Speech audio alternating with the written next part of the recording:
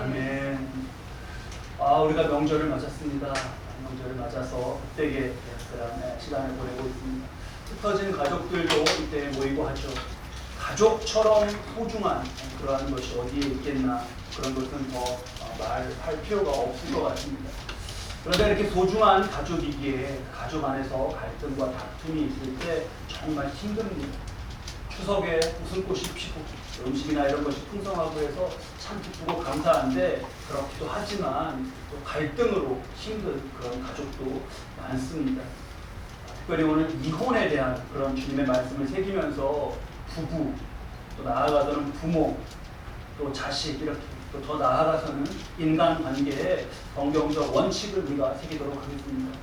3절 말씀을 보니까 바리새인들이 예수님께 나와서 시험하여서 물었습니다. 사람이 어떤 이유가 있으면 그 아내를 버리는 것이 옳으니까? 이 질문인데요.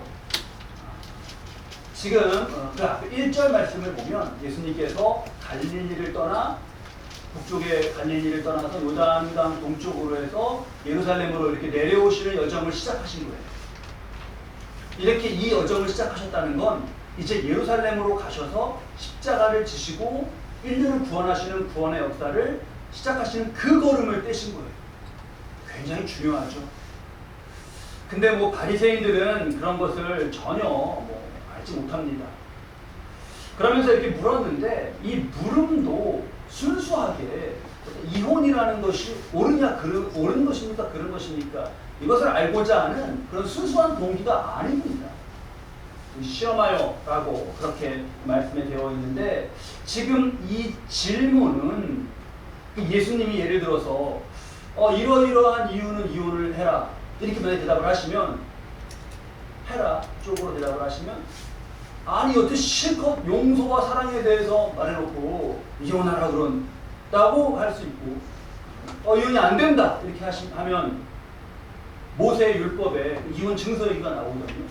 율법을 어기는 이 사람은, 그러면 당신은 너는 뭐냐, 이렇게 이제 예스든 노든 어느 쪽이든 걸리는 그러한 답을 어떻게 하든 걸리는 그런 이제 함정을 파놓고, 양쪽으로 뭐라고 하든지 어쨌든 걸리니까, 얼마나 이게 지금 재혼하는 사람 입장에서 예수님을 시기하고 질투하면서 잡으려는 사람 입장에서는 이보다 좋은 질문이 어디 있습니까? 뭐든 대답해봐요. 어쨌든 걸리니까. 그런 마음으로 묻는 겁니다. 우리가 주님의 말씀 가운데 교훈은 없는데, 그러기 전에 먼저 주님의 이렇게 할지라도 끝까지 사랑하시고 인내하시면서 가르치시는 그러한 주님의 모습을 먼저 좀 봐야겠습니다. 그래서 주님의 모습이, 이러한 모습 자체가 우리의 인격이 되어야겠어요. 점을 먼저 꼭 새깁니다. 그러면서 한 가지씩 보면 4절 말씀인데요. 예수님께서 대답하여 이르시되 사람을 지으신 이가 본래 그들을 남자와 여자로 지으시고, 이렇게 말씀 시작하셨습니다.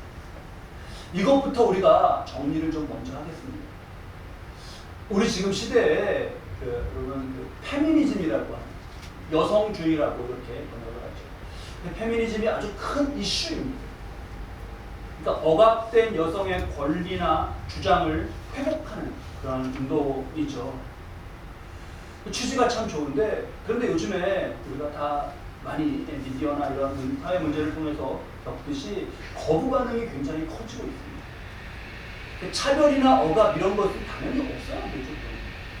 근데 어떤 예를 들면 진짜 실력 차이 때문에 생겨난 것도 성적인 문제로 차별받았다, 여자니까 남자니까 차별받았다, 이렇게 무리하게 주장한다거나, 아니면 또 역차별, 그러니까 페미니즘 또는 여성주의라는 이름으로 남성을 오히려 역으로 더 차별하고 더 이렇게 불리하게 한다 라고 하는 불만이 많이 생기고 하는 데서 시끄러운 일들이 많이 벌어지고 있습니다.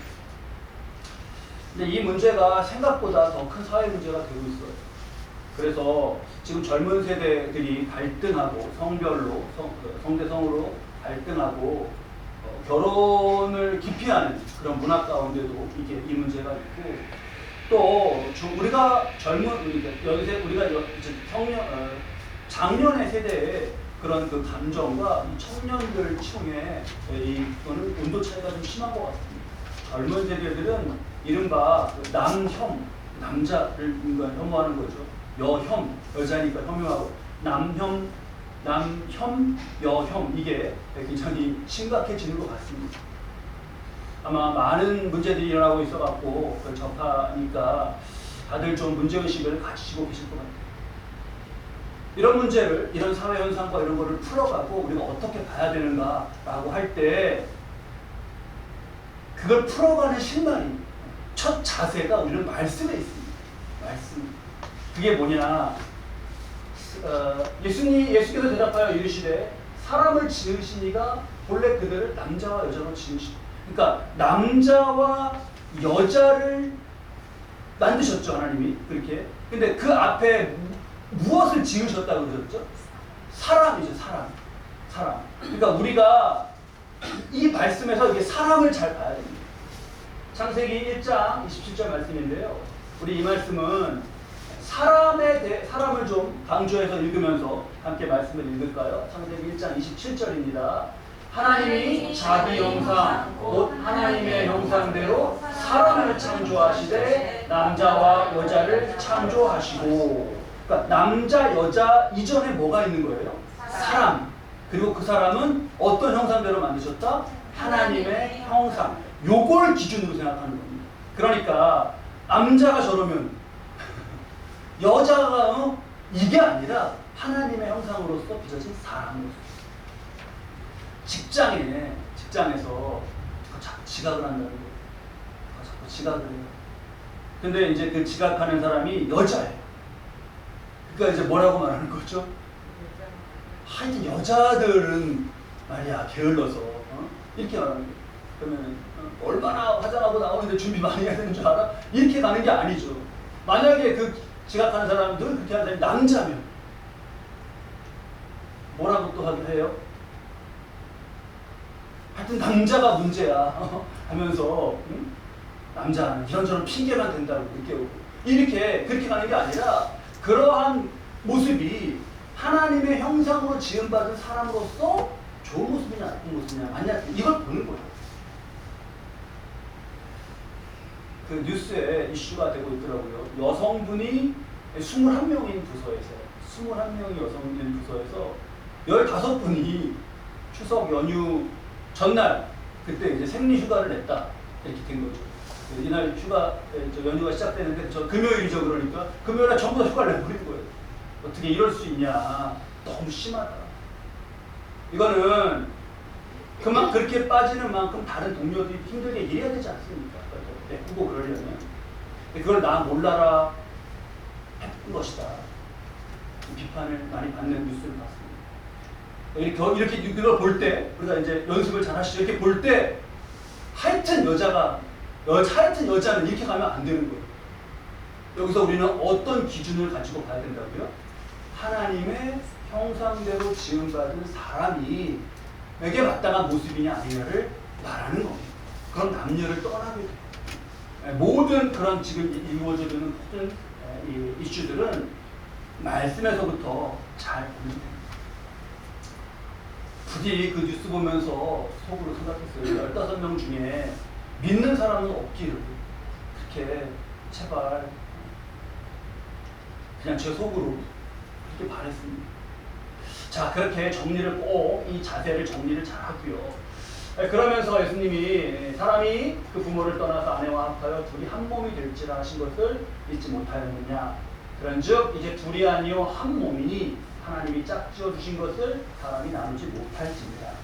한 몸이다라는 것은 뭐 남녀의 결합, 한 부부로서의 그만이 아니라 운명 공동체로서 한 몸이라는 거죠. 운명 공동체. 여기가 아프면 이쪽도 똑같이 힘든 거죠. 운명 공동체로서. 그래서 이런 운명 공동체 한 몸을 이루어서 잘 살면 너무나 좋습니다. 그걸 이제 더 말할 것이 없습니다. 근데 이제 여러 가지 이유로 다툼이 생기고 도저히 같이 살지 못하는 그런 상태가 되기도 하죠. 근데 그렇게 그런 상태가 다양하게 많이 되는데 9절 말씀을 보면 음행한 이유 외에 아내를 버리고 다른 데 장가드는 것은 가능합니다. 이렇게 말씀하셨단 말이에요. 그러면 음행 이외에는 이혼이 인정되지 않는다 시는 건가? 이걸 우리가 이 말씀을 놓고 진지하고 신중하게 바라봐야겠습니다. 음행은 없어요.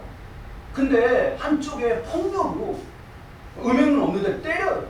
폭력으로 막 때려. 그래서 막 너무 심하게 맞아서 목숨이 위태롭기도 합니다. 근데 그래도 이혼은 안 되는 것이고, 그때도 하나님이 그렇게 있을 때 잘하는 거야 라고 하나님 기뻐하시는 하나님 그런 분인가? 우리가 그렇게 생각할 수 없다는 거죠. 자, 그런 것이 있는데 주님은 왜 이렇게 말씀하시는 걸까?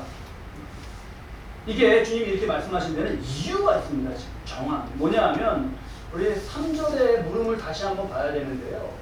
바리새인들이 예수께 나와서 그를 시험하여 이르되 사람이 어떤 이유가 있으면 그 아내를 어떻게 한다고요? 버리는 거라고 이렇게 물었어요. 근데 마치 이들의 질문이 걸리지 않으세요? 누가 한쪽이 누구를 버리고 이러는 관계인가요?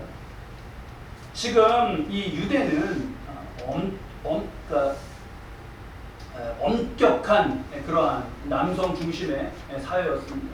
남성 중심의 사회였어요. 결혼 후에 남자는 아주 사소한 이유로도 이혼을 요구할 수 있었습니다. 이혼을 요구한다는 것부터가 뭔가 이렇게 합의를 전제로 한 말이기 때문에 맞지가 않고 그냥 버릴 수가 있었어요. 이 표현 그대로 버릴 수가 있었어요. 이런 걸 보면서도 우리가 하여튼 남자들은 이렇게 가면 안 돼요. 아시겠죠? 연습을 철저히 하는 겁니다. 이러한 것을 볼 때에도 우리의 말씀으로 작동해야 되는 기준은 뭐예요? 하나님의 형상대로 지음받은 사람이 그럴 수 있나? 그러면 안 되죠. 이게 우리가 이렇게 지금 자꾸 연습하는 게 세태에 물들지 않고 말씀으로 물드는 그런 지금 연습을 훈련을 하는 겁니다. 자, 버려요. 근데 됐어. 나도 너 싫어. 됐다. 잘 됐다. 그리고 나가면 끝인가? 그게 아니었어요. 유대 사회에서 쫓겨난 여인은 아무런 사회적인 보호장치가 없습니다. 경제적인 궁핍과 위험에 그냥 그대로 노출되는 거예요. 특히 뭐가 문제냐면 재혼을 의뢰면 못합니다. 재혼. 그러니까 쫓겨는 났는데 아직 누구의 부인인 거예요. 재혼을 못해요. 그래서 7절과 8절 말씀에 이혼 증서가 그래서 이 얘기가 나오는 겁니다. 모세는 이혼 증서를 주어서 어찌해서 버리라 그랬습니까? 이혼을 하라는 거 아닙니까? 할 수 있다는 거 아닙니까? 이렇게 묻는 거예요. 그러니까 예수님이 모세가 너희의 마음의 완악함 때문에 아내 버림을 허락하였거니와 본래는 그렇지 않다라는 거죠. 뭐냐? 지금 예수님이 음행한 연고가 아니면 이혼하지 못한다라고 말씀하실 때 이게 노에 가깝잖아요 지금. 그러니까 이들은 질문하는 사람들은 오케이 걸렸어. 딱 율법에는 이혼 증서 주는 거는 인정하는 건데 여기는 아니라 그러니까 됐어. 우리가 노린 대로 걸렸어 하고 이제 좋아하는 거예요. 근데 예수님은 그걸 말씀을 고쳐주시는 거죠. 너희가 완악해서 막 버린다 그러고 이렇게 나몰라라 하니까 모세를 통해서 하나님께서 야 이제 이혼 증서를 주게 해라. 그래서 적어도 나갔을 때 난 이제 공식적으로 누구의 부인이 아닙니다. 이게 있어가지고 재혼이라도 할 수 있게. 그러니까 이거는 무슨 말씀이냐면 이혼을 인정하는 버리고 그러는 걸 인정하는 것이 아니라 약자를 보호하는 차원에서 하나님께서 말씀 주신 거예요. 우리는 여기에 비추어서 지금 이 말씀하시는 예수님의 맥락과 뜻에 비추어서 이혼을 판단해야 됩니다. 가령 우리 아까 얘기한 것처럼 한쪽을 막 폭행하고 지나치게 폭행하고 그래요. 또는 정서적으로 굉장히 학대합니다. 또는 어린 자녀들을 돌보지 않아요. 그래서 그걸 고치고자 다투는데 그게 달라질 가능성이 전혀 보이지 않아요. 그래서 정말 살아야겠기에 이게 헤어짐을 선택하는 것을 두고 하나님께서 그걸 죄라고 하실까? 이 부분이죠. 고린도전서 7장 13절로 14절 말씀, 15절 말씀에 이렇게 말씀이 있습니다. 이때 고린도 교회에 어떤 여러 정황을 들어서 이런 경우 저런 경우에 대해서 말씀하시는 거예요. 13절에 남편이 믿지 않는 경우네요. 아내와 함께 살기를 좋아하거든 남편을 범치 마라. 믿음이 없다는 이유로 이제 그렇게 쭉 경우들이 있어요. 그러다가 어떠한 경우 가운데 15절 말씀이 있는데요. 우리 15절 말씀은 함께 읽도록 하겠습니다. 혹 믿지 아니하는 자가 갈리거든 갈리게 하라. 형제나 자매나 이런 일에 구애될 것이 없느니라. 그러나 하나님은 화평 중에 너희를 부르셨느니라. 어떤 정황 가운데에는 어떤 그런 상황을 잘 따져봤을 때에는 갈리면 갈리게 하라. 예, 그러한 결론이 나오는 그런 것도 말씀에 있다는 것을 우리가 잘 깨달아야겠습니다. 그런데 그렇다고 저 마지막에 화평 중에 너희를 부르신 걸 잊거나 그냥 망각하거나 그냥 내 마음에 좀 안 들면 그게 아니라 잘 봐야 되는 거죠. 무조건이라는, 그러니까 말씀을 보면 무조건이라는 단서를 붙이는 것은 옳지가 않습니다. 이렇게 조심스럽게 우리가 주님 말씀에서 교훈을 잘 새기고요. 그러면서 특별하게 주의할 것이 있습니다. 그것은 이제 제3자가 이 부분은 굉장히 조심해야 돼요. 제3자가 누군가의 헤어짐을 두고 왜 이렇게 저렇게 말하는 것은 정말 그것은 조심해야 됩니다. 당사자 외에 누가 그러한 숨겨진 얘기들 다 미처 말하지 못한 그런 사정까지도 다 알고 그렇게 다 알고 막 하면서 심판자처럼 그럴 수 있는 사람은 아무도 없습니다.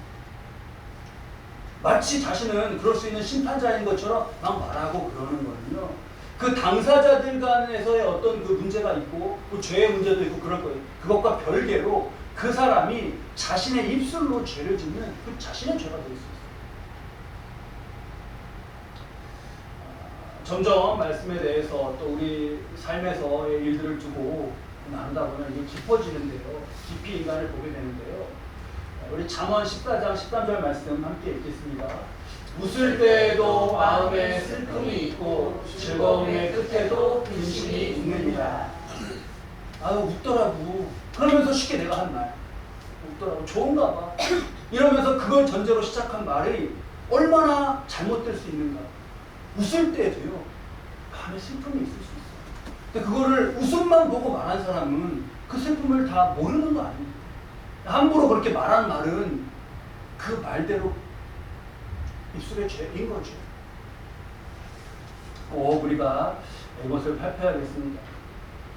정말 하나님 주님의 말씀 가운데 기준으로서 중요한 게 우리 6절 말씀입니다. 6절 말씀. 우리 6절 말씀 함께 한 목소리를 읽으면서 딱 이 말씀 생기시죠?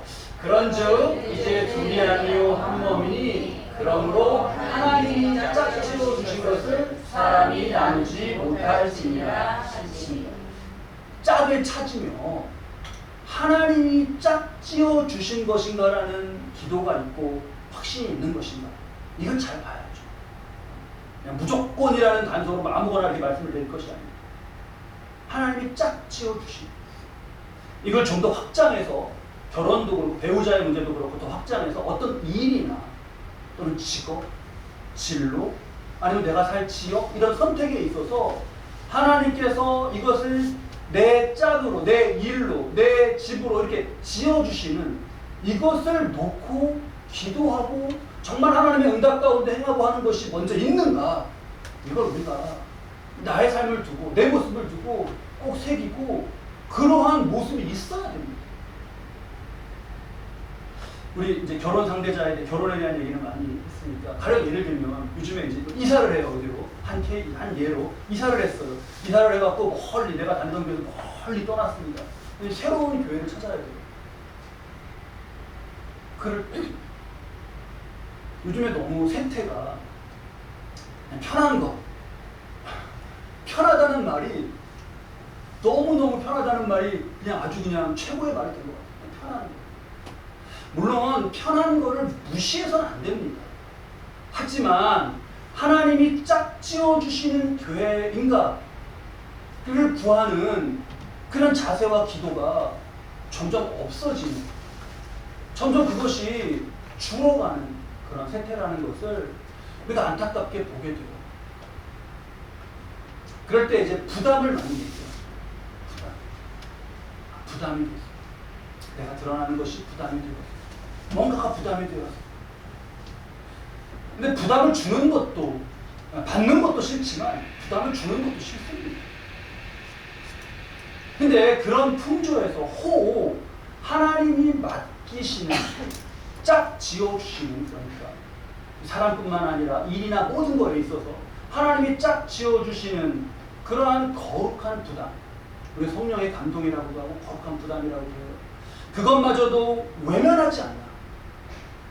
그걸 우리가 꼭 진단해야 되겠습니다. 하나님의 응답과 하나님의 인도하시는 기준이 아니라 부담, 이게 기준이 되는 것이 아닌가. 안타까워요. 세태는 이 부담이란 말이 이제 아주 그냥 나쁜 말이 되어버렸어요. 명절에 친척 만나잖아요. 학생이에요, 내가. 그래서 학생이니까 그래, 공부 열심히 하자, 그렇게 인사했어요. 그랬더니 뭐라 그래요?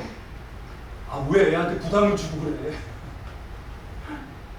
그러지 않나. 물론 막 강요하고 계속 막 그러면 안 되겠죠.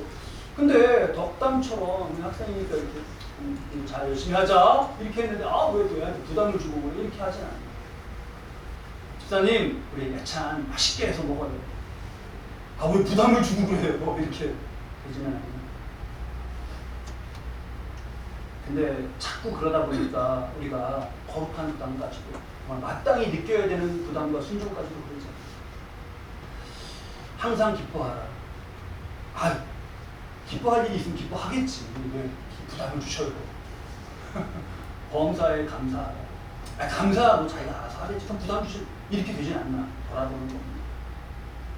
지금 예수님이 이렇게 가르쳐 주시는데 당장에 이렇게 지금 말씀해 주시는데도 10절 말씀을 딱 보니까 제자들이 옆에서 이거 듣고 있다가 제자들도 당장에 뭐라 그래요? 10절에 함께 읽으시죠. 제자들이 이르되 만일 사람이 아내에게 이같이 할진대 장가들지 않는 것이 좋겠나이다. 아, 그럼 장가 안 가는 게 낫겠네. 왜? 부담되니까. 뭐 당장 제자들부터 이렇게 나오고 있어요. 아닙니다. 아니에요. 우리 뒤에 말씀도 있는데 11절 사람마다 어머니께서 고자로 낳고, 그러니까 홀로 지내는 것이 또는 결혼하는 것이 뭐 이런 것 가운데 타고나고 또는 이거 하나님께서 이렇게 부르시는 건가에 대한 확인이 있어야 된다는 말씀을 꼭 새겨야겠습니다. 근데 하나님이 짝 주어주십니다. 지어주신 것인가 위에 지금은 오늘날 시대는 너무 많은 게 올라가 있어요. 말씀드렸던 편한 거, 부담스럽다, 뭐 어쩌다 하는 거. 거룩한 부담. 특별히 이런 거를 보게 됩니다. 특별한, 이런 게 있어요. 하나님께서 어떤 특별한 은혜를 주시고자 할 때, 그때 그 전에 어떤 거룩한 부담에 다른 어떤 일에 느끼게 하신, 마치 어떤 테스트처럼 그런 경우들이 있습니다. 그래서 그런 간증들이 많아요. 이상하게 목사님, 이상하게 그 해에 정말 어떤 마치 정말 마음에 자꾸 이게 거룩한 부담이 돼서 그냥 이게 안 지우려고 그러는데 안 잊혀지고 그래요. 그래서 어떤 사람은 또 말리기도 하는데 그냥 어떤 일을 그래서 그냥 제가 감당했는데 그런 결과를 바란 건 아닌데 하나님께서 정말 일에, 가정에, 어떤 자녀에게 큰 은혜를 주셨다. 이렇게 간증하는 그런 간증이 참 많습니다. 또 그런 걸 많이 겪으시더니 이분은 어떤 거룩한 부담이 느껴지시면 하나님께서 내게 어떤 은혜를 예비하시고 부르시는 게 아닌가? 자기가 그렇게 반응하게 되었다는 거예요. 꼭 돌아봐야겠습니다. 부담, 저것도 부담. 이렇게 바라보는 거, 서로 마주보고 이러는 게 너무 좋고 정상 아닙니까? 서로 예찬하게 되면 마주 앉아서 얼굴 마주보고 이렇게. 제가 이렇게 마주보고 대화하는데 만약에 목사님 왜 이렇게 바라보세요? 부담되게 이러면 이제 부담돼서 바라도 못 봐. 어떻게 좀 더 드세요. 왜 부담되게 더 드시라 그래. 이게 부담 노래로 이게 하나님 주시고자 하는 은혜도 그냥 쫓는 그런 노래가 아닌가 꼭 돌아봐야겠습니다. 우리 오늘 주님 말씀에서 인간관계에 정말 중요한 자리입니다. 남자, 여자, 뭐 이런 인종, 뭐 지역, 어느 나라 사람들 다 여기다 적용할 수 있어요. 그런 게 아니에요. 하나님의 형상대로 지음받은 사람으로서 맞는가. 이 기준 하나를 분명하게 정말 삶에 새기고요. 그러한 형상을 가진 존재로서 서로가 함께하고 존귀함을 높여주는 그러한 것과 맞지 않는 완악함, 이런 것은 다 우리가 버려야겠습니다. 우리 교회 기쁨진 안에서는 서로 하나님의 형상을 가진 그러한 것을 존중하고 세워주는 그런 역사만이 풍성하길 바랍니다. 또 결혼을 두고 말씀하신 하나님이 짝 지어주신 것, 여기서 짝은 먼저는 배우자 생각해야겠죠. 주님 말씀대로 배우자. 그리고 확장해서 일이든 앞날의 일이든 어떤 결정이든 하나님께서 지어줘 가시는, 하나님께서 짝 지어주시는 교회, 짝 지어주시는 일, 짝 지어주시는 거주지, 이렇게 짝 지어주시는 동료, 사업 파트너, 다 이걸 먼저 놓고 하나님의 지어주심을 구하고, 그러할 때 부담 노래 그런 게 아니라 거기에 순종하는 가운데 우리에게 주시는 복됨을 잃지 않는 저 여러분 되시기를 주님의 이름으로 축원합니다. 기도하시죠.